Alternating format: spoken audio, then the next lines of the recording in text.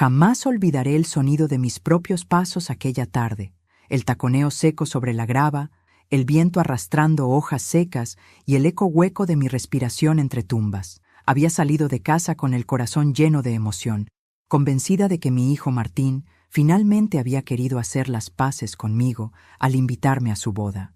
Me puse mi mejor vestido azul, el mismo que usé en su graduación de medicina, y hasta recogí mi cabello con el broche de plata que me regaló cuando era niño. Quería verme digna, orgullosa, feliz, pero lo que encontré al llegar a la dirección que figuraba en la invitación fue un cementerio.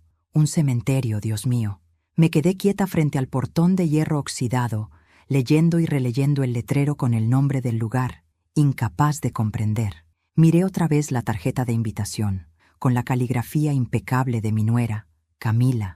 La fecha era correcta, la hora también. Pero la dirección, esa dirección no correspondía a ninguna iglesia ni salón de eventos. Era un cruel espejismo. Sentí un escalofrío subirme por la espalda. En ese instante, mi bolso vibró. Era un mensaje. Lo abrí con las manos temblorosas. En la pantalla del teléfono, una frase me atravesó como un cuchillo. Aprovecha y muérete de una vez. La respiración se me cortó. Sentí como el aire del mundo se volvía más pesado y mis piernas más débiles. Me llevé la mano al pecho, tratando de no caer ahí mismo. Esa voz, ese veneno, lo reconocería en cualquier parte. Era Camila, la esposa de mi hijo, la mujer que lo había ido separando de mí poco a poco, como quien arranca pétalo por pétalo hasta dejar solo el tallo seco. Durante unos segundos creí que todo era una pesadilla, que me había confundido, que alguien había cometido un error, pero no. Nadie más sabía cuánto esperaba esta boda. Nadie más habría tenido el descaro de jugar con mi esperanza. Respiré hondo, limpié las lágrimas que empezaban a brotar y miré al cielo. No iba a darle el gusto, no iba a derrumbarme en aquel lugar. Si me había mandado al cementerio, se equivocó de entierro. No era yo la que iba a morir esa tarde. Guardé el teléfono en mi bolso, apreté el sobre que llevaba conmigo, uno que había preparado semanas atrás por si algo como esto ocurría, y di media vuelta. Tenía el corazón partido, sí, pero también una determinación que hacía mucho no sentía. Pero antes de continuar, quiero hacerte una invitación muy especial. ¿Ya te suscribiste al canal y le diste me gusta al video?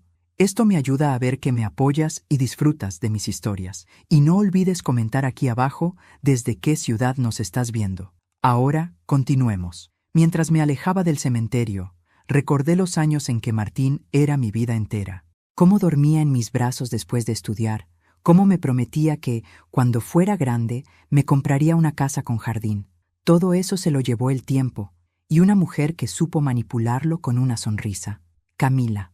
Su elegancia falsa, su voz dulce frente a los demás, su desprecio silencioso cuando estábamos solas. Desde que ella apareció, algo cambió entre mi hijo y yo. Al principio pensé que era normal. El amor joven tiene su propia marea, su propio impulso. Pero pronto noté que me evitaba, que me hablaba solo por compromiso, que la muchacha lo envolvía, lo aislaba. Tu madre es muy simple, Martín, le oí decir una vez. Te retrasa, te llena de pena. No te das cuenta de que arrastras su mediocridad. ¿Y él? Él no la contradijo. Me juré no volver a su casa después de aquel día, pero cuando llegó la invitación a la boda, creí que todo había cambiado, que mi hijo había recapacitado, que aún me consideraba su madre, que me necesitaba allí. Por eso me dolió tanto, porque una traición duele más cuando lleva el rostro de quien más amas. Volví a casa caminando despacio. Cada paso era una mezcla de ira y tristeza. Al llegar, me quité el vestido con cuidado, lo colgué detrás de la puerta y me miré al espejo. Vi a una mujer de 67 años con los ojos hinchados, pero no derrotada. No van a enterrarme viva, me dije en voz alta, porque lo que Camila no sabía era que su burla me había dado algo que no tenía desde hacía años: fuerza. Encendí la lámpara del escritorio y abrí el sobre que guardaba desde hacía semanas. Dentro estaban los papeles de mi casa, la misma en la que Martín y ella vivían desde que se casaron. No tenían idea de que legalmente seguía siendo mía. Había trabajado media vida para levantar esas paredes, cocinando, limpiando y soportando humillaciones para darles techo. Y ahora, esa misma casa sería mi carta de respuesta. Tomé el teléfono y marqué un número que no usaba hacía mucho. Ramiro, dije, cuando escuché su voz ronca al otro lado. Elena, ¿cuánto tiempo? ¿Estás bien? No, pero necesito verte. Esta noche. Colgué sin explicaciones. Ramiro era abogado y un viejo amigo de mi difunto esposo, un hombre discreto, justo y leal. Cuando lo vi aparecer en la puerta, con su abrigo oscuro y su mirada serena, todo mi plan empezó a tomar forma. ¿Qué pasó, Elena?, preguntó con preocupación. Le mostré el mensaje en mi teléfono. Él lo leyó, frunció el ceño y apretó los labios. Esa mujer está enferma. No, Ramiro, respondí, con una calma que hasta a mí me sorprendió. Esa mujer está a punto de aprender lo que es el miedo. Le entregué los documentos. Ramiro los revisó con precisión. ¿Sigues siendo la propietaria? Sí, afirmé. Y quiero que mañana mismo se lo recuerdes. Me miró a los ojos, comprendiendo sin necesidad de más palabras. Entonces, Elena, vas a ir a esa boda, ¿verdad? Oh, claro que sí, respondí. Y esta vez, Camila será quien desee estar muerta. Salió de casa prometiendo encargarse de los detalles. Cuando cerró la puerta, me quedé sola, con el silencio que solo tienen los comienzos de la venganza. Encendí una vela junto a la foto de mi hijo cuando era niño, con sus mejillas sonrosadas y sus ojos brillantes. Mañana, Martín, susurré, tu madre te enseñará que el amor, cuando se humilla, también sabe levantarse. Y así, con el alma encendida como esa llama, me juré que nada ni nadie volvería a pisotear mi dignidad, porque ese día, en aquel cementerio, no enterraron a una madre, despertaron a una mujer. Cuando cierro los ojos, puedo ver la primera casa donde vivimos los tres. Una cocina pequeña, la pared amarilla con la pintura desconchada, la mesa de formica donde Martín aprendió a hacer los deberes después del colegio mientras yo repasaba cuentas a la luz de una lámpara barata. No eran recuerdos románticos, eran la verdad de mis días, de las manos callosas, de las noches en vela. Yo tenía 19 años cuando lo alcé por primera vez, ese bebé rosado que olía a leche y sueño. Era mi hijo, y sin dudarlo, mi mundo. Lo alimenté con mi cuerpo, con mi trabajo, con mi esfuerzo. Horneaba por la mañana en la panadería del barrio, fregaba platos por la tarde y por la noche cosía uniformes para llevar algo más de dinero. Nunca me quejé delante de él. Siempre quise que su infancia tuviera algo de serenidad, aunque fuera a costa de la mía. Esa era mi escuela de amor, sacrificio sin espectáculo. Aprendí a cocinar con poco, a transformar salvados y restos en sopas que calentaban el alma. Recuerdo la vez que Martín, con 6 años, me dijo entre risas, «Mamá, algún día voy a ser médico y te compraré una casa con jardín».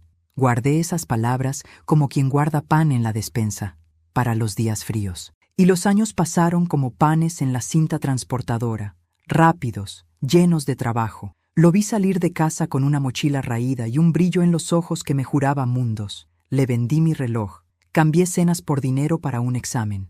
No era heroísmo, era simple matemáticas del amor. Restaba yo para que él sumara. Cuando Martín entró a la universidad, sentí que un alivio nuevo me llenaba el pecho. No porque dejara de necesitarlo, eso nunca, sino porque veía que mi esfuerzo tenía un rumbo. Me levantaba antes del alba para preparar su desayuno y colocar una galleta extra en su lonchera.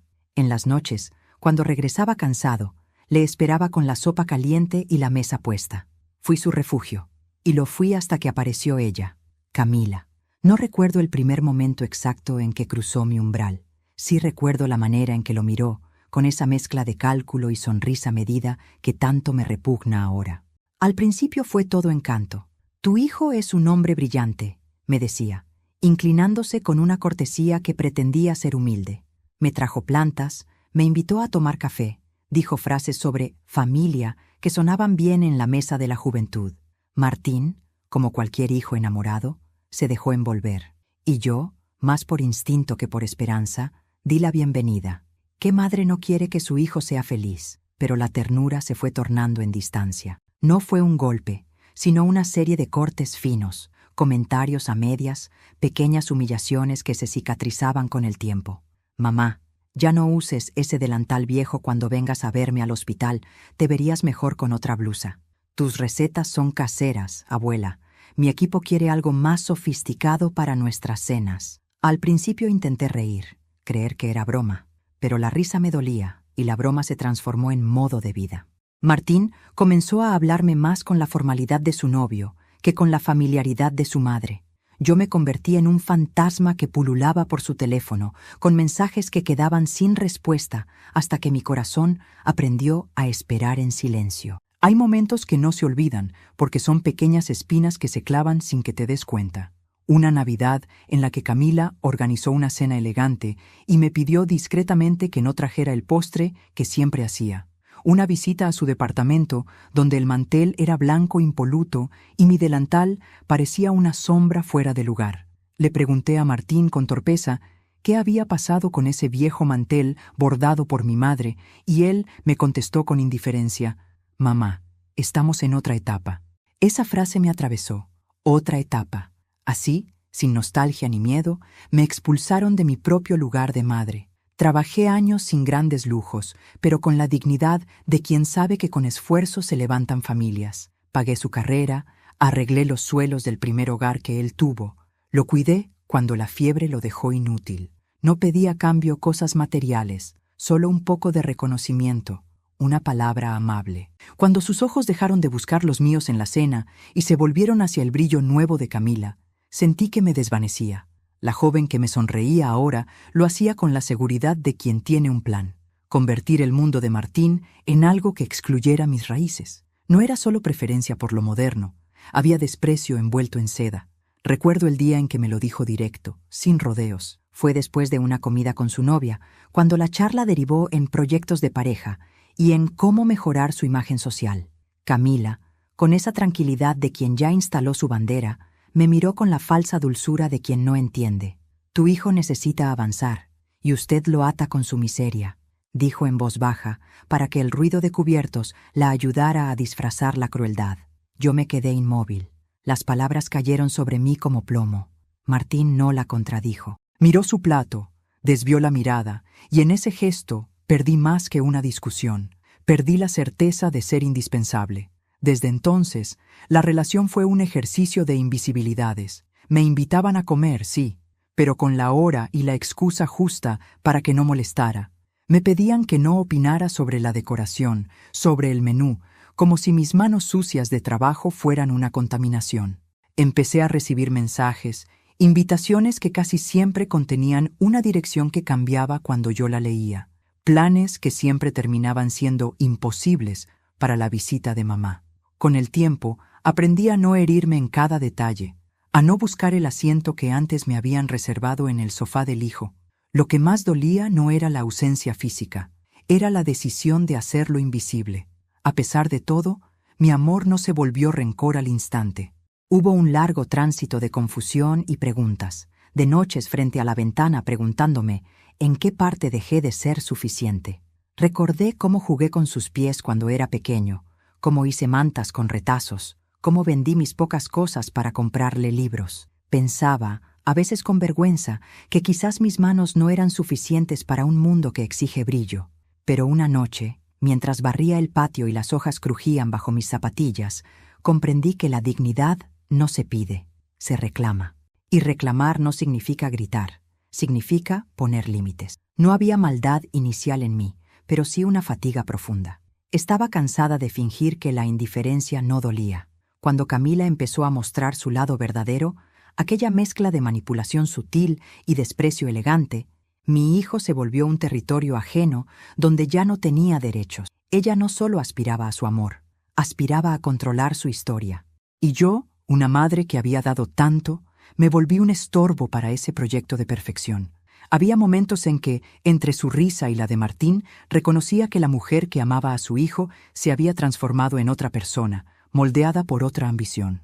Por eso, cuando recibí la invitación de la boda, sentí un estremecimiento de esperanza que, al llegar al cementerio, se quebró en 1000 pedazos. No fue solo la bajeza del acto lo que me hirió, sino la confirmación de que esas pequeñas humillaciones iban escalando hasta la crueldad manifiesta. Pero también, en esa herida, brotó una resolución. Ya no quería ser la madre sumisa que espera el perdón implorado. Quería ser la mujer que, a los 67 años, pudiera mirar su vida con claridad y decidir por sí misma. Esa noche, después de volver del campo de lápidas, abrí la caja donde guardaba mis papeles. Desde hacía meses venía pensando en algo más que reproches, en justicia simple, en poner en orden lo que me pertenecía.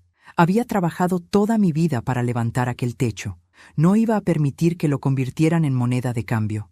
Recordé a Ramiro, el abogado amigo de mi marido, un hombre seco pero honesto, que años atrás me ayudó a defender la casa contra un juicio.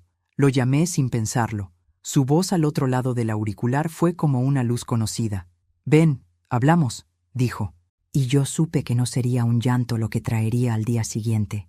Sería una acción pensada, firme, sin estridencias. Me acosté con las manos todavía oliendo a jabón, con el corazón aturdido pero en paz. La invisibilidad me había generado una herida que dolía, sí, pero también me había enseñado algo profundo. A los 67 años, la valentía no es ruido, es decisión, y yo estaba a punto de tomarla. A la mañana siguiente me desperté antes que el sol. Había dormido poco, con el pensamiento dando vueltas como una rueda vieja que no cesa. El aire estaba frío, ese frío seco que anuncia el cambio de estación, y en la cocina aún quedaba el olor a la sopa que no probé la noche anterior. Me senté frente a la mesa con el sobre en las manos, ese sobre que parecía pesar más que mi propia vida. La casa estaba en silencio. Solo se escuchaba el tic-tac del reloj de pared y el canto lejano de algún pájaro que saludaba el amanecer. No soy una mujer impulsiva. Los años me enseñaron que los gritos se apagan y las acciones permanecen. Por eso esperé. Esperé a que la rabia se convirtiera en claridad. Y cuando por fin entendí que no se trataba de venganza, sino de justicia, me vestí, tomé mi abrigo y salí rumbo al despacho de Ramiro. Ramiro vivía a las afueras, en una vieja casa que olía a madera y a papel húmedo. Me recibió con el mismo gesto de siempre, una media sonrisa cansada y un apretón de manos firme. «Pasa, Elena, tengo café recién hecho», me dijo. «Cuéntame qué te hicieron esta vez». Le conté todo, la invitación, la dirección falsa, el mensaje. No omití detalles, hablé sin llorar, con la voz firme, como quien repite una historia que ya no duele, pero que no puede olvidar. Ramiro me escuchó sin interrumpirme, con esa atención que solo tienen los hombres que han aprendido a callar para entender. Cuando terminé, se recostó en la silla y exhaló despacio. «Tu nuera tiene el alma podrida, pero eso ya lo sabías. ¿Qué piensas hacer?» Saqué el sobre del bolso y lo puse sobre la mesa. «Esta casa», dije, «la que ellos presumen como suya, sigue a mi nombre. Quiero que revises los papeles. Quiero que sepa que la mujer a la que quiso enterrar en vida todavía tiene poder para cambiarle el destino». Ramiro revisó los documentos, uno a uno, con sus lentes en la punta de la nariz. «Están perfectos», murmuró. «Nadie puede tocarla sin tu consentimiento». Lo miré a los ojos. «Entonces quiero usarla, pero no para quedarme con nada. Quiero devolvérsela a quien nunca tuvo voz». Él levantó una ceja. «¿A qué te refieres?» «A la fundación del barrio, a esas mujeres que cosen, limpian, crían solas, como yo. Quiero donar la casa a nombre de mi esposo, el verdadero dueño moral de todo esto». Ramiro me observó largo rato. «Eso va a destruirlos», dijo finalmente. «No, Ramiro, solo va a mostrarles que no eran tan grandes como creían». Salí de allí con el corazón más liviano. Por primera vez en mucho tiempo, sentía que la vida me devolvía la voz. Caminé por la plaza, observando a la gente, los niños corriendo, los vendedores abriendo sus puestos. Todo parecía tan sencillo, tan honesto, tan diferente de ese mundo de apariencias en el que mi hijo se había perdido. Esa tarde volví a casa y me senté frente a la ventana. Pensé en Martín, en su sonrisa de niño cuando corría tras las palomas, en la forma en que me abrazaba y decía que yo era su heroína. ¿Qué pasó con él? ¿En qué momento el amor se volvió vergüenza? Quise creer que todavía había algo de aquel niño dentro del hombre que ahora se avergonzaba de mí. Y en el fondo, lo sabía. Mi hijo no era cruel, solo débil. Camila, en cambio, era otra historia. Esa mujer no tenía pasado de esfuerzo ni cicatrices en las manos. Venía de una familia que confundía educación con soberbia, dinero con valor, y yo era su piedra en el zapato, su recordatorio de que todo lo que tenía era prestado. Por eso quería borrarme, para que su mundo de cristal no tuviera grietas. Pasé la noche escribiendo una carta, no para ella, sino para Martín. Una carta que quizás nunca leería, pero que necesitaba escribir para vaciar el alma. «Hijo, No sé cuándo dejé de ser tu orgullo y me convertí en tu sombra. No sé qué te dijeron para convencerte de que el amor de una madre es un estorbo, pero hoy entendí algo. No puedo seguir esperando que me mires. Tengo que mirarme yo. Tal vez esta sea la última lección que te dé. Cuando dejas que otros decidan por ti, pierdes tu nombre. Y yo no pienso perder el mío. Doblé la carta y la guardé junto a los documentos. Al amanecer, Ramiro me llamó para confirmar que todo estaba listo. La donación se firmaría al día siguiente. ¿Estás segura, Elena?, me preguntó. Más que nunca, le dije. Mañana ellos celebran su boda. Pues bien, yo celebraré mi libertad. Pasé el resto del día preparando mi vestido gris, el mismo con el que fui al funeral de mi esposo. No por tristeza, sino porque ese color representa lo que soy. Discreta, pero imposible de borrar. Mientras lo planchaba, pensé en la ironía. Camila me había mandado al cementerio y, sin saberlo, me dio la oportunidad de renacer. Al caer la tarde, prendí una vela frente al retrato de mi marido. Pedro, le dije en voz baja, mañana será un día largo, pero tranquilo, no voy a llorar. No lo hago por odio, lo hago por dignidad. Esa noche apenas dormí. El amanecer me encontró de pie, mirando el espejo. Tenía arrugas, canas y un cansancio que el maquillaje no podía ocultar. Pero en mis ojos había algo nuevo: decisión. Ya no era la mujer a la que mandaron al cementerio. Era la que iba a caminar por el pasillo de una iglesia con la cabeza en alto. Me serví un café, el último de esa vieja cafetera que humeaba como si compartiera mi ansiedad. Afuera, el cielo se teñía de un azul suave. Tomé el sobre con los documentos, la carta y un pañuelo bordado. Antes de salir, miré mi casa por última vez. No sabía si volvería allí después, pero no me importaba. Ya había cumplido su propósito: ser el escenario donde una mujer aprendió que no hay edad para dejar de ser invisible.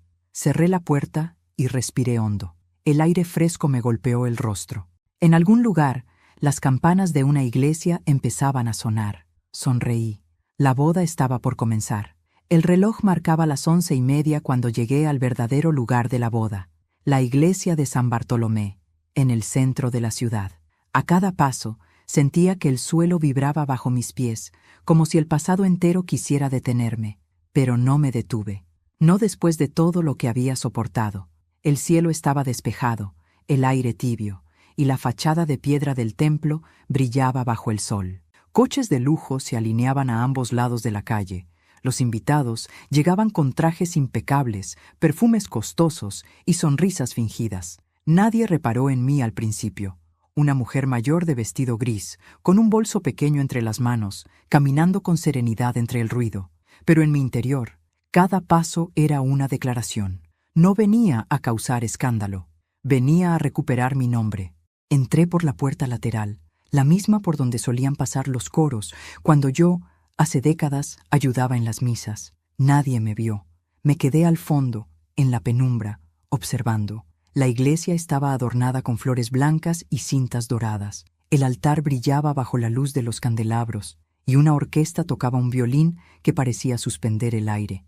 A lo lejos vi a mi hijo Martín, de pie junto al sacerdote, vestido con un traje negro que lo hacía parecer un extraño. Su mirada no buscaba a nadie. Era el retrato del hijo que alguna vez amé y que ya no me reconocía. Y entonces la vi a ella, Camila. Apareció en la puerta principal, tomada del brazo de su padre, con un vestido que brillaba como si el oro se hubiera vuelto tela. Su sonrisa era la misma de siempre, dulce, falsa, calculada.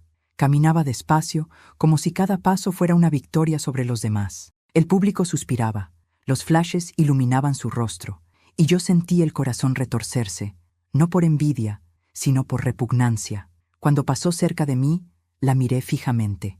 Por un instante, nuestras miradas se cruzaron.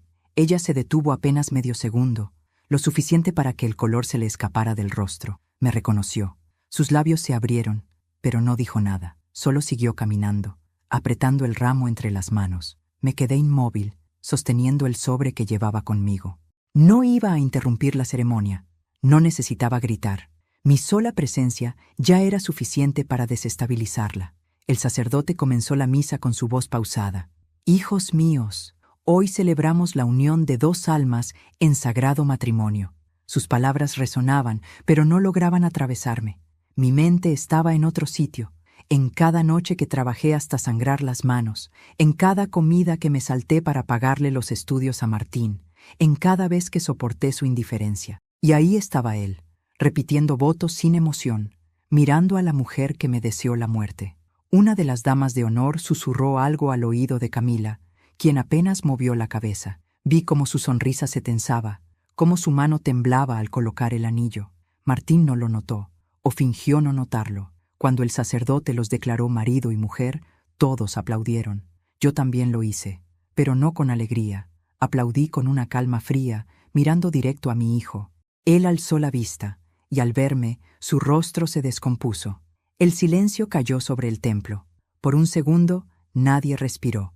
Camila giró, buscándome entre la multitud, y cuando me encontró, sus labios temblaron. Vi cómo su sonrisa se desmoronaba, cómo los ojos se le agrandaban como los de un animal acorralado. Yo no me moví, solo incliné la cabeza en un gesto sutil, casi respetuoso, como quien asiste a un funeral. La música volvió a sonar. El sacerdote bendijo a los recién casados, y todos salieron entre aplausos. Yo esperé a que la iglesia quedara casi vacía antes de moverme. Caminé despacio hacia el altar, con pasos firmes. La gente murmuraba a mis espaldas, pero no me importaba. Había llegado mi momento. Afuera, los novios posaban para las fotos. Camila se esforzaba por mantener su compostura, pero se le notaba el temblor en las manos. Martín, incómodo, le susurraba algo al oído. Desde la distancia podía leer sus labios. «Mamá, no hagas esto, por favor». No respondí. Caminé hasta la entrada principal, me detuve en el umbral y esperé. Ramiro estaba en la esquina, observando desde su coche. Cuando nuestros ojos se cruzaron, asintió. El violinista cambió de melodía. Todos comenzaron a dirigirse hacia el salón contiguo, donde se haría la recepción. Yo caminé detrás, sin esconderme. Algunos invitados me saludaban sin saber quién era. Otros me miraban con curiosidad. Pero bastó que Camila me viera acercarme para que su rostro se pusiera pálido como el mármol. «¿Qué hace aquí?», susurró entre dientes, apenas disimulando su furia. «Celebrar», respondí, sonriendo con calma. «Al fin y al cabo, soy la madre del novio». Martín intentó intervenir, pero yo levanté una mano. «No te preocupes, hijo, no vengo a causar un escándalo, vengo a brindar». El salón estaba lleno de flores, de luces, de gente que reía. Me senté en una mesa al fondo, desde donde podía observarlo todo. Camila no dejaba de mirarme, incapaz de concentrarse. Era evidente que mi sola presencia la desarmaba. Me serví una copa de vino, la levanté en dirección al altar y bebí lentamente. Durante el banquete, los discursos comenzaron. Uno de los padrinos habló de amor eterno, otro de unión familiar. Yo apenas escuchaba. En realidad, estaba esperando un momento específico, el discurso de Camila. Cuando tomó el micrófono, su voz temblaba levemente. Intentó mantener su fachada. «Hoy es el día más feliz de mi vida», dijo. «Agradezco a todos los que nos acompañan y a las familias que hicieron posible este sueño». Su mirada recorrió la sala hasta llegar a mí. Se detuvo, sonrió con falsedad, incluso a quienes, con sus errores, nos enseñaron a ser mejores. Los invitados rieron, sin entender la malicia detrás de esas palabras. Pero yo sí la entendí. Y también entendí que había llegado el momento. Me puse de pie. La silla chirrió al moverse y el murmullo se apagó. Caminé despacio hacia el centro del salón, con la copa aún en la mano. Todos me miraban. Camila palideció. «Tienes razón, querida», dije con voz clara. «Los errores enseñan mucho, especialmente cuando los cometemos confiando en la gente equivocada». Martín dio un paso hacia mí, pero Ramiro apareció en la puerta sosteniendo un pequeño maletín. Lo miré y él asintió. El silencio fue absoluto. «Esta boda, Camila», continué, «será recordada por muchos años, no por su belleza, sino por lo que está a punto de revelarse». Su rostro se contrajo. Intentó hablar, pero no pudo. La tensión era tan densa que hasta el aire parecía contener la respiración. Y en ese instante, saqué del bolso el sobre que había llevado conmigo desde el cementerio. El sonido del papel al abrirse fue como un trueno en medio de la música. Todos los presentes enmudecieron. Los violines se detuvieron, las copas quedaron suspendidas en el aire y la sonrisa de Camila se congeló. El sobre en mis manos era delgado, pero su peso era el de una vida entera. Me quedé un instante en silencio, dejando que la tensión se extendiera como un manto. Luego, miré directamente a mi hijo. Martín, dije con voz firme, no te preocupes. No vengo a impedir tu felicidad, solo vengo a devolverte la memoria. Camila dio un paso adelante, con los ojos desorbitados. No tienes derecho a estar aquí, escupió entre dientes. Esto es nuestra boda, no un espectáculo. Tienes razón, respondí con serenidad, pero fuiste tú quien escribió el guión. Yo solo vine a leerlo en voz alta. El murmullo del público comenzó a crecer. Los invitados se inclinaban unos hacia otros, curiosos, confundidos, sin saber si debían detenerme o escuchar. Yo respiré profundo, abrí el sobre con cuidado y saqué los documentos que guardé durante años. Este, dije levantando la primera hoja, es el título de propiedad de la casa donde viven, el hogar que presumen, la mansión de los recién casados que tantas veces mostraron como símbolo de éxito. Camila me interrumpió, la voz aguda, casi histérica. ¿Qué estás diciendo? Esa casa es nuestra. Fue regalo de Martín para mí. ¿Regalo? Sonreí con amargura. No, querida. Esa casa la construimos mi esposo y yo con 40 años de trabajo. Y nunca la cedí, ni la vendí. Legalmente sigue siendo mía. El silencio cayó de golpe. Martín palideció. Mamá, no, eso no puede ser. Sí puede, dije sin levantar la voz. Y más aún, hace 3 días firmé un documento ante notario. La casa ya no me pertenece. Desde hoy es propiedad de una fundación que ayudará a mujeres que crían solas, como yo lo hice. Un murmullo ahogado recorrió la sala. Camila me miró sin parpadear, como si no comprendiera. ¿Estás bromeando?, preguntó con una risa nerviosa. No puedes hacer eso. Esa casa es nuestra. Era mía, corrigí con calma. Pero la gente que te humilla no merece dormir bajo tu techo. Los invitados empezaron a murmurar más fuerte. Algunos aplaudieron tímidamente, otros se miraron incómodos. Camila buscó a su padre entre la multitud, pero él bajó la vista, avergonzado. Su madre, roja de ira, intentó acercarse, pero un ujier del salón la contuvo. «Tú no entiendes nada», dijo Camila entre sollozos contenidos. «Lo hice por Martín, para alejarlo de ti, para que no siguiera siendo un mediocre. No lo hiciste por él, lo hiciste por ti», respondí. «Querías su apellido, su dinero, su historia. Pero olvidaste una cosa. Yo soy la raíz de esa historia. Y aunque intentaste arrancarme, no sabías que las raíces, cuando las pisas, vuelven a brotar más fuertes». Mi voz resonó en el salón, tan clara que hasta el eco parecía tener propósito. Martín se acercó, los ojos llenos de confusión. «Mamá, ¿por qué hiciste esto?» «Porque quise enseñarte que no todo lo que brilla es amor, que las personas que te aman no te apartan, no te esconden ni te avergüenzan, y porque necesitaba que recordaras quién te dio el pan que hoy presumes como trofeo». El muchacho bajó la cabeza. Por un momento, el hijo que crié apareció detrás del hombre cegado por el orgullo. Ramiro, desde la entrada, asintió en silencio. Todo estaba hecho. Camila comenzó a temblar. La perfección de su maquillaje se rompió con una lágrima negra que le corrió por la mejilla. Caminó hacia mí con paso rápido, como una fiera. «¿Quieres arruinarme? ¿Eso es lo que quieres?» «No, Camila», respondí, mirándola sin miedo. «Quiero que te mires, que veas lo que hiciste. Y si eso te arruina, no es culpa mía». «Maldita vieja», gritó. El grito resonó entre las paredes, haciendo eco en los vitrales. Todos los presentes retrocedieron, horrorizados. Martín la tomó del brazo, intentando contenerla. Ella se sacudió. «Ella nos robó. Esa casa era nuestra». «No, Camila», intervino Ramiro, que finalmente se acercó. «Lo que su suegra hizo es completamente legal.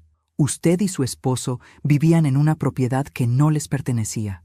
Y según la ley, desde hoy, esa casa ya tiene nuevos dueños». Camila miró a su alrededor. Nadie se atrevía a defenderla. Los flashes de las cámaras, porque por supuesto había prensa invitada, la cegaban. Y entonces lo vi en su rostro, el miedo, el mismo miedo que tantas veces me hizo temblar a mí. «Dices que te humillé», dijo ella en un hilo de voz, «pero tú me destruiste». «No, Camila», respondí con dulzura. «Yo solo te mostré lo que sembraste. Yo planté respeto, tú plantaste desprecio, y cada semilla da su fruto». Se giró hacia Martín, buscando apoyo, Pero él no la miró. Tenía las manos en el rostro, las lágrimas cayendo sin poder detenerlas. «Mamá», dijo entre sollozos, «perdóname». Esa palabra, perdóname, me atravesó como una lanza y al mismo tiempo me liberó. Le acaricié la mejilla. «No tengo nada que perdonar, hijo. Solo deseo que aprendas. Yo ya aprendí a vivir sin miedo». El público, conmovido, comenzó a aplaudir. Algunos de pie, otros llorando en silencio. No por mí, ni por Camila, sino por lo que habían presenciado.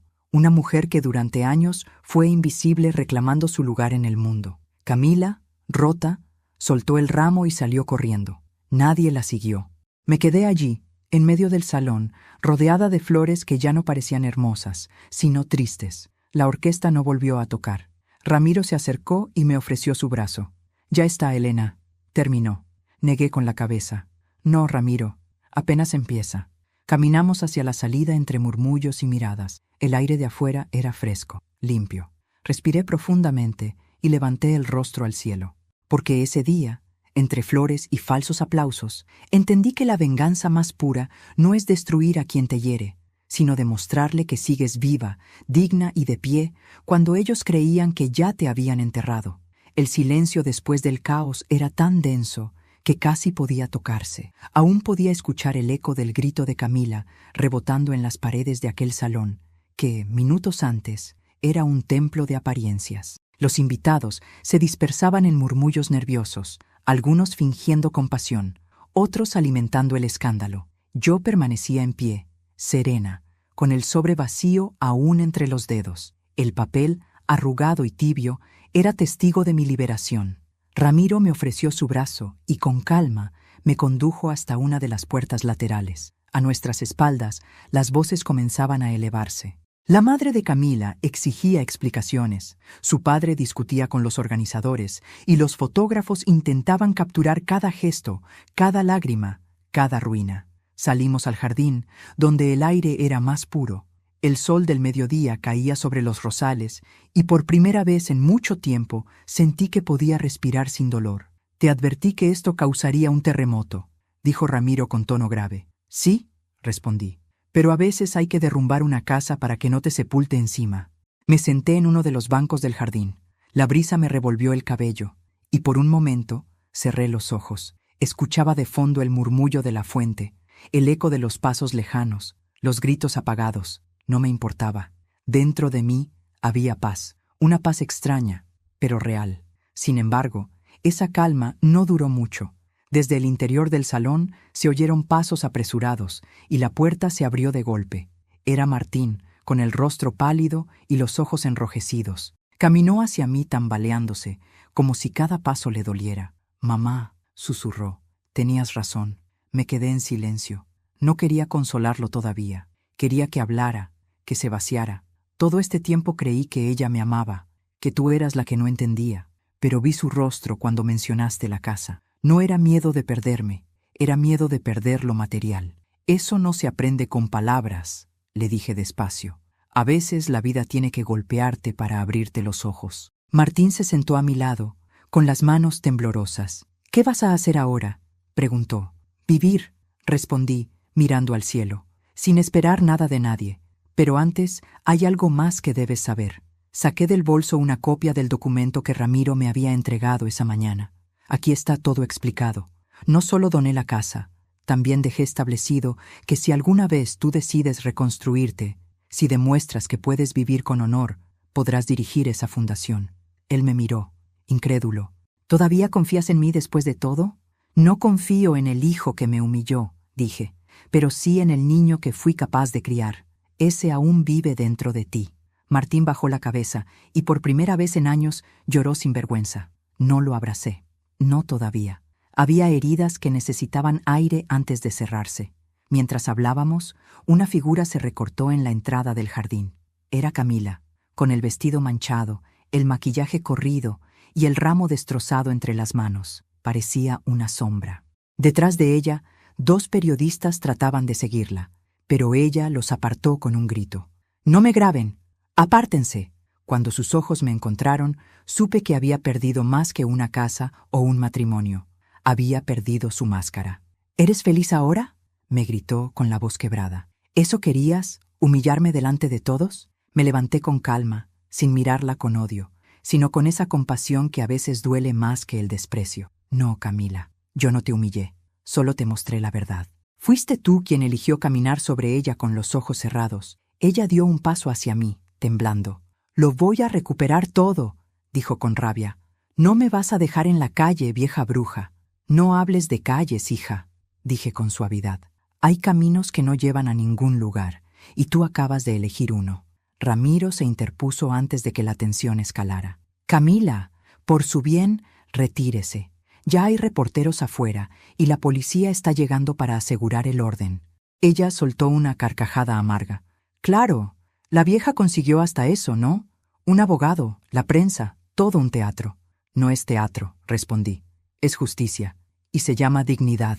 Camila me miró por última vez. Sus ojos, alguna vez tan seguros, ahora eran pozos vacíos. Luego giró sobre sus tacones y salió, seguida por las cámaras que la esperaban como buitres. Martín la observó marcharse sin decir palabra. Cuando la figura de su esposa desapareció entre la multitud, se volvió hacia mí. «Ya no tengo nada», dijo en un susurro. «Tienes algo más valioso», respondí. «La oportunidad de empezar sin mentiras». Nos quedamos en silencio, mirando el jardín. Los pétalos caían de los rosales como si también quisieran cerrar el capítulo. Ramiro rompió el silencio. «Elena, hay algo más», dijo. «La prensa quiere una declaración. Dicen que tu gesto ha causado un revuelo. Quieren saber por qué lo hiciste». Sonreí.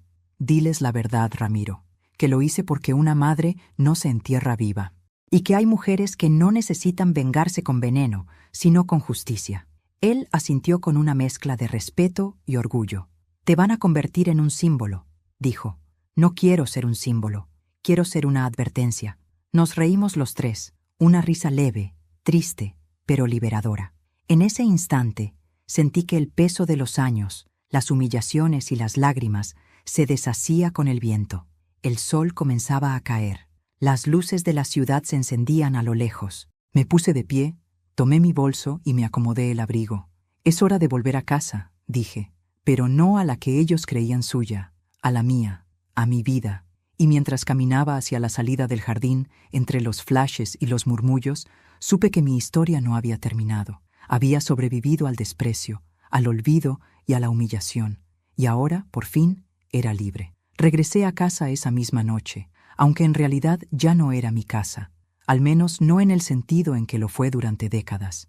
Las paredes estaban desnudas, las habitaciones vacías, y el eco de mis pasos se mezclaba con el susurro de la lluvia que comenzaba a caer. Sin embargo, por primera vez en mucho tiempo, aquel silencio no me dolía. Era un silencio limpio, sin gritos, sin humillaciones, sin la voz de Camila exigiendo más de lo que le pertenecía. Encendí una sola lámpara en la sala. La luz amarillenta iluminó el retrato de mi esposo, aquel que aún colgaba sobre la chimenea. Me acerqué y lo observé por un largo rato. Su mirada, firme y serena, parecía observarme también, como si esperara una respuesta. «Ya está hecho», le susurré. «Nuestra casa ahora servirá para algo más que orgullo. Servirá para dar refugio a mujeres que, como yo, fueron silenciadas y empujadas a sobrevivir con las manos vacías». El reloj marcó las 11. Afuera, la tormenta arreció. Me senté frente a la ventana y respiré profundamente. Me dolía el cuerpo, pero era un dolor dulce, de esos que te recuerdan que sigues viva. El teléfono comenzó a sonar. No necesitaba mirar la pantalla para saber quién era. Dejé que sonara 1, 2, 3 veces antes de responder. «¿Qué quieres, Camila?», pregunté con voz calma. Del otro lado, escuché su respiración agitada. «¿Estás feliz?», dijo al fin, con tono tembloroso. «Todo el mundo habla de ti. Estás en los noticieros, en las redes. Me llaman la nuera maldita, ¿sabes? Me están destruyendo». «Yo no te destruí, Camila. Solo te quité la sombra en la que te escondías». «Mentira», gritó ella. «Tú provocaste esto. Tú arruinaste mi vida». «No, querida. Tu vida la arruinó tu ambición. Yo solo abrí la ventana para que todos la vieran». Hubo un largo silencio al otro lado. Luego, su voz cambió, como si el enojo se mezclara con súplica. «Por favor, dime qué quieres. Si es dinero, si es que me arrodille, lo haré. Solo, haz que esto pare. Ya no quiero nada de ti, respondí con firmeza. Ni tu disculpa, ni tu arrepentimiento. Lo único que deseo es que aprendas lo que significa el respeto, algo que ni el dinero ni la humillación pueden comprar.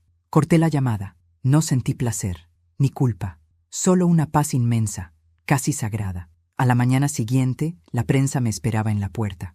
Reporteros, cámaras, micrófonos, todos querían la versión de la suegra del escándalo. Ramiro llegó antes del amanecer y me pidió que no saliera, pero lo hice igual.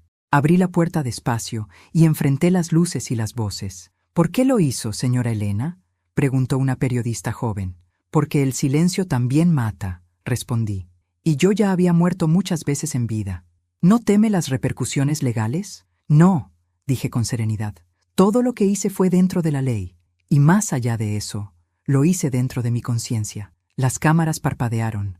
Ramiro, detrás de mí, sonreía en silencio. ¿Algún mensaje para su nuera?, preguntó otra voz. Sí, respondí. Que la venganza nunca alimenta, solo quema. Pero la justicia te devuelve el alma. Los aplausos surgieron entre los curiosos. No lo esperaba. La gente, mujeres en su mayoría, comenzó a acercarse, algunas llorando, otras con los ojos brillantes. Gracias, doña Elena, dijo una mujer joven.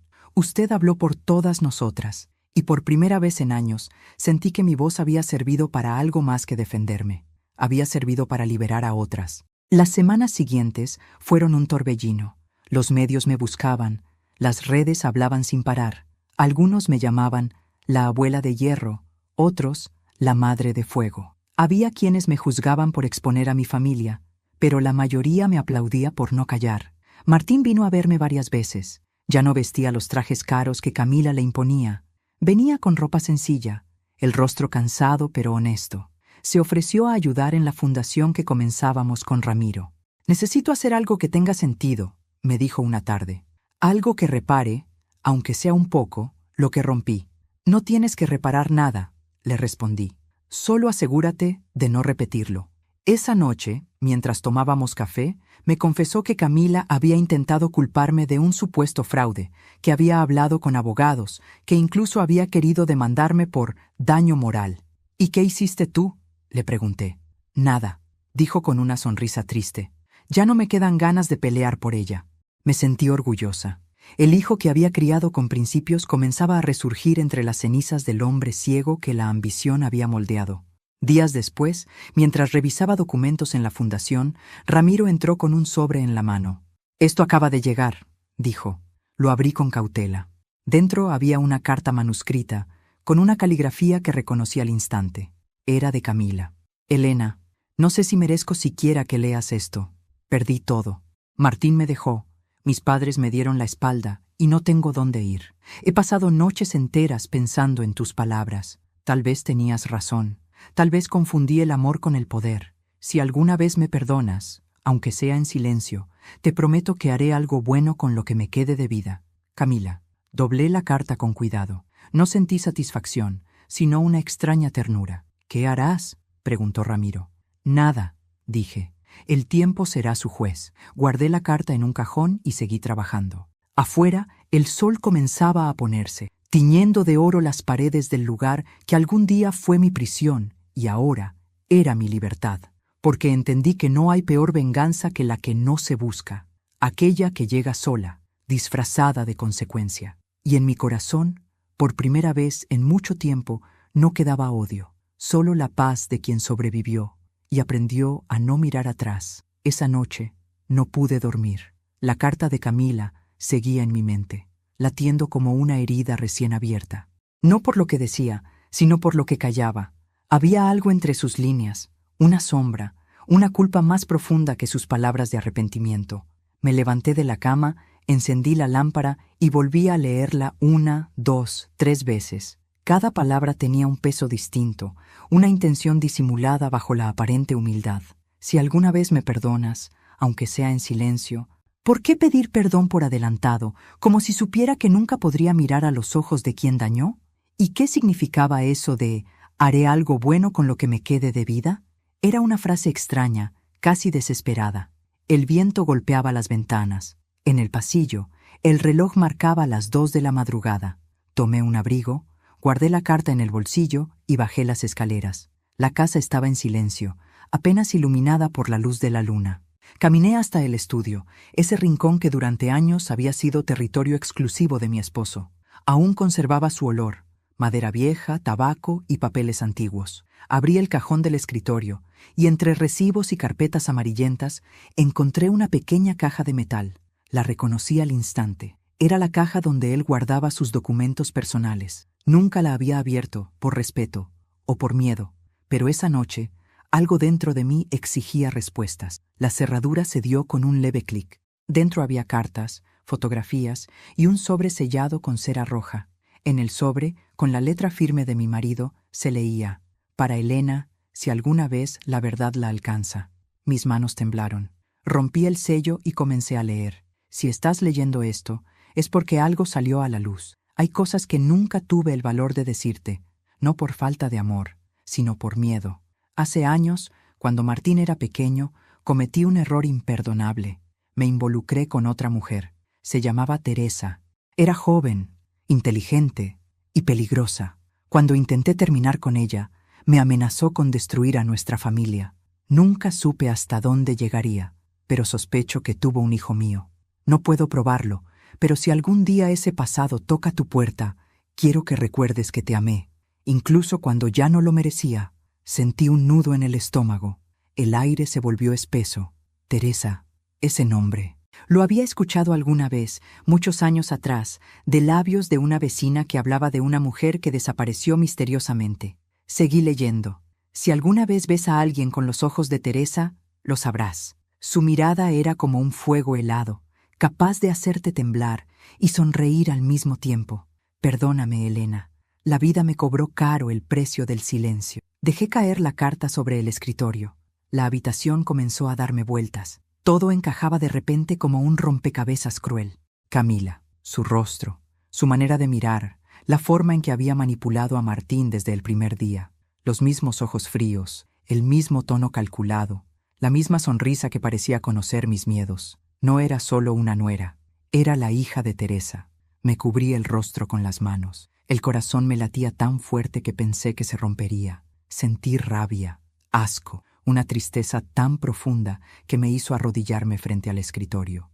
Mi esposo, el hombre que siempre creí honorable, había dejado una sombra que ahora se había convertido en mi enemiga más feroz. Ramiro llegó a la mañana siguiente y me encontró aún despierta, con los ojos enrojecidos. «¿Qué pasó?», preguntó alarmado. «Encontré algo», dije, entregándole la carta. «Algo que explica todo». Él la leyó despacio, sin interrumpir. Cuando terminó, levantó la vista con gesto sombrío. «Esto cambia las cosas», murmuró. «Si Camila es quien creo que es, todo su plan contra ti podría tener raíces más antiguas. Esto no fue solo codicia, fue venganza heredada». Asentí en silencio. «Ramiro, necesito saber la verdad completa». «Puedo investigarlo», dijo él. «Pero prepárate, Elena. No siempre es fácil mirar al pasado cuando el pasado también nos está mirando». Pasaron los días, y mientras la fundación comenzaba a funcionar oficialmente, Ramiro se encargó de hacer llamadas, revisar registros, hablar con contactos en el registro civil. Lo que descubrió me dejó helada. Camila era efectivamente hija de Teresa Vargas, la mujer que mi esposo mencionaba en su carta. Su madre había muerto hacía años en circunstancias poco claras, y Camila había sido criada por una tía en otra ciudad antes de mudarse aquí, justo el año en que Martín comenzó a trabajar en la empresa familiar. Todo había sido calculado. El acercamiento, el romance, el matrimonio. No había sido coincidencia. Era una estrategia. Un ajuste de cuentas postergado durante décadas. Me miré en el espejo esa noche y apenas me reconocí. No era solo la mujer de 67 años que había sido engañada por su nuera. Era la última pieza de una historia que comenzó antes de que yo pudiera sospecharlo. Ramiro me observó desde la puerta. «¿Qué vas a hacer?», preguntó. «Lo mismo que he hecho toda mi vida», respondí. «Resistir, pero esta vez no me quedaré callada». Le mostré la carta de mi esposo y la de Camila. Una de ellas me mintió, la otra me traicionó, pero ahora las dos me pertenecen. «¿Qué piensas hacer con eso?». «Terminar lo que ellos empezaron, a mi manera». En ese momento, mi voz sonó distinta. Ya no era la de una mujer herida. Era la voz de alguien que había comprendido que la verdad no siempre sana, pero siempre libera. Y supe que el final estaba cerca. Pero no sería el final que nadie imaginaba. Cuando el amanecer tiñó el cielo de un gris violáceo, ya sabía lo que tenía que hacer. La carta de mi esposo seguía sobre la mesa del comedor, junto a la de Camila, como dos heridas abiertas que sangraban verdades distintas. La miré por última vez antes de guardarlas en mi bolso. Había decidido enfrentarla. No por venganza esta vez, sino por justicia. Porque, aunque el pasado doliera, merecía ser contado. Llamé a Ramiro y le pedí que me acompañara. Me miró con esa mezcla de respeto y temor que solo se tiene hacia alguien que ya no teme nada. ¿Estás segura, Elena?, preguntó mientras abríamos la puerta. Más que nunca, respondí. Es hora de ponerle nombre al veneno que nos enfermó a todos. La encontramos en un pequeño departamento del centro, lejos del lujo al que estaba acostumbrada. La prensa la había dejado en paz, y la soledad había hecho su trabajo. Estaba demacrada, con la mirada perdida, el cabello despeinado y las manos temblorosas. Cuando me vio entrar, dio un paso atrás, como si hubiera visto un fantasma. «¿Qué haces aquí?», preguntó con voz rota. «Vengo a darte lo que me dejaste sin saber», le respondí. Me acerqué despacio, coloqué las cartas sobre la mesa y las empujé hacia ella. Camila las miró con recelo, y cuando reconoció la letra de mi esposo, su respiración se entrecortó. ¿Dónde encontraste eso?», susurró. «En el lugar donde los muertos guardan sus secretos», respondí. «Tu madre y mi esposo compartieron más que una historia. Compartieron una deuda que ahora tú has venido a cobrar». Sus labios temblaron. Se dejó caer en la silla, sin apartar la vista de las cartas. «No puede ser», murmuró. «¿Cómo lo sabes?» «Porque lo escribió él mismo, y porque ahora todo encaja. Tus ojos, tus gestos, tu rabia. No querías solo destruirme, Camila. Querías vengar a tu madre». Levantó la vista hacia mí. En sus ojos había lágrimas, pero no de arrepentimiento, eran de furia. «Ella murió sola por culpa de él», dijo con la voz quebrada. «Mi madre lo amaba, pero él la abandonó. La dejó sin nada. Yo lo perdoné cuando supe que estaba muerto. Pero entonces te vi a ti, viviendo en la casa que debió ser nuestra, rodeada de lujos, de respeto, de todo lo que ella nunca tuvo. ¿Sabes lo que fue crecer escuchando a mi madre llorar su nombre? ¿Oírla decir que algún día yo vengaría su dolor?» Su cuerpo temblaba mientras hablaba. Era la confesión de una vida entera, sostenida por el rencor. «Y lo hiciste», dije, «pero el odio no te devolvió a tu madre, solo te robó a ti». «No me hables de robos», gritó, golpeando la mesa. «Tú me quitaste todo». «No, Camila, yo no te quité nada. Te ofrecí respeto, te abrí mi casa y tú respondiste con veneno. El mismo veneno que tu madre dejó en ti». Camila se levantó, respirando con dificultad. «No entiendes lo que es vivir odiando», dijo. «Mi madre me enseñó que el amor y el rencor eran lo mismo, que si no destruía lo que nos destruyó, nunca sería libre.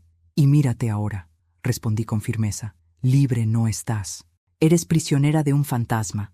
Por un instante, el silencio se apoderó del cuarto. Afuera, el ruido del tráfico se mezclaba con el canto distante de un vendedor ambulante. Ramiro observaba sin intervenir, consciente de que aquello no era una pelea, era un exorcismo. «Tu madre fue víctima de su propia obsesión», continué, «y tú heredaste ese odio como si fuera un tesoro. Pero ya es hora de que entiendas que el pasado no se cobra con más dolor». Camila me miró con rabia, pero también con una tristeza que la desarmaba. «¿Y qué se supone que haga? ¿Que te pida perdón y todo se borre?» «No, Camila, nada se borra, pero puedes decidir no seguir destruyéndote». Ella bajó la mirada. Las lágrimas finalmente cayeron. «No sé quién soy sin ese rencor», susurró. «Entonces empieza por descubrirlo. Ya no tienes nada que perder».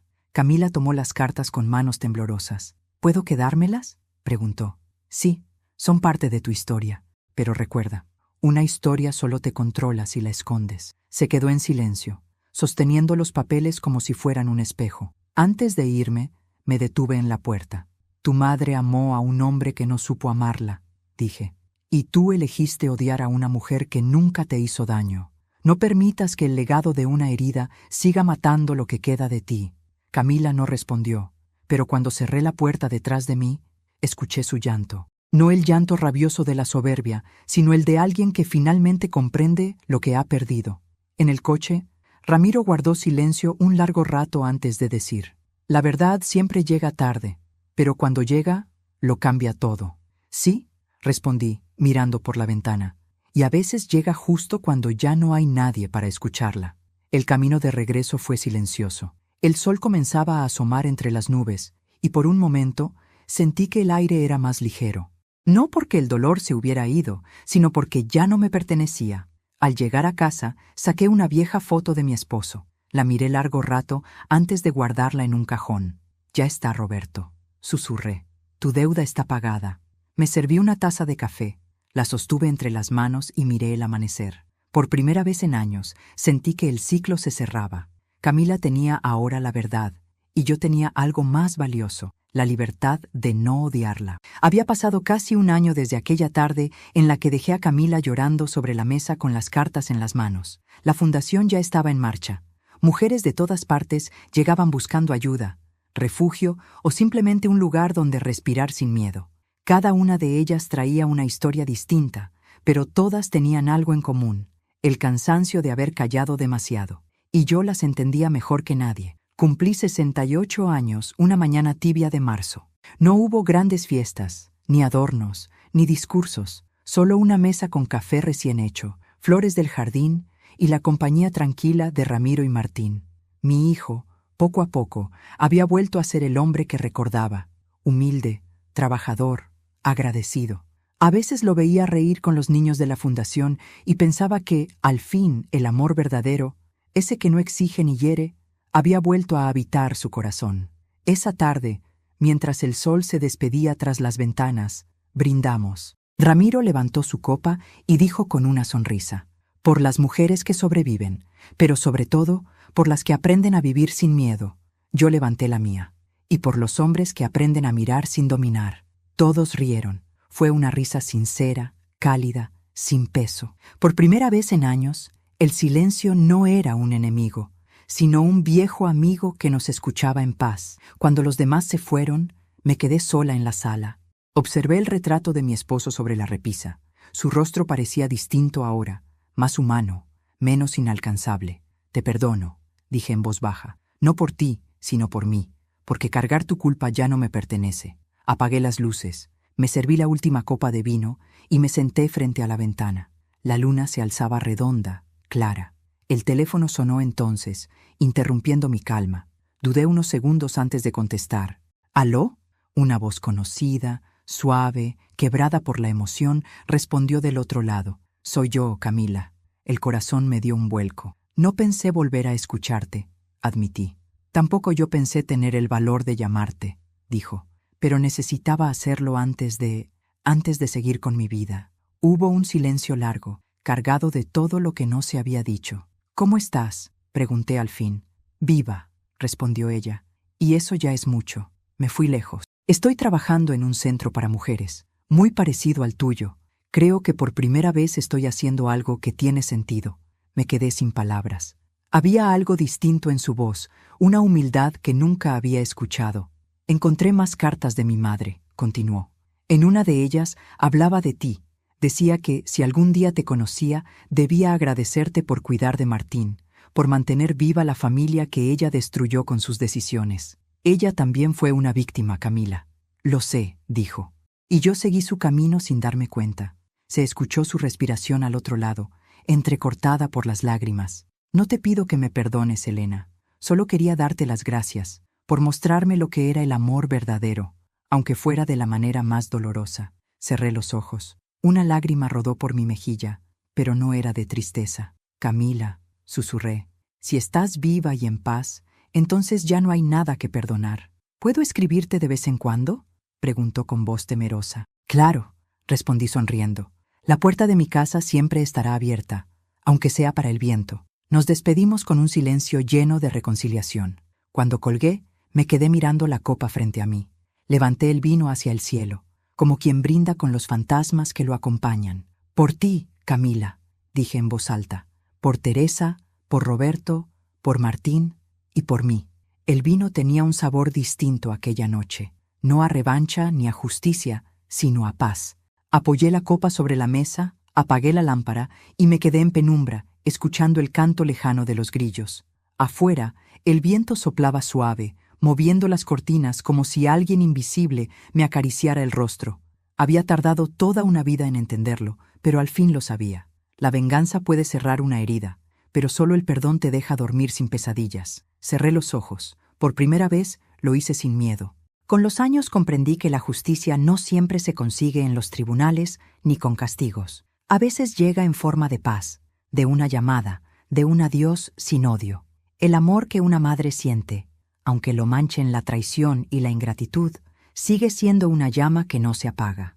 Yo la guardé dentro de mí, y hoy, a los 68 años, puedo decir que ya no vivo entre sombras. Porque, aunque mi historia comenzó en el dolor, terminó en algo mucho más fuerte, la libertad de haber perdonado sin olvidar quién soy. Si esta historia tocó tu corazón, te invito a suscribirte al canal y dejar tu me gusta al video. Tu apoyo me ayuda a seguir contando relatos llenos de emoción, verdad y esperanza. Cada día comparto nuevas historias, y quizás la próxima también te recuerde que nunca es tarde para sanar.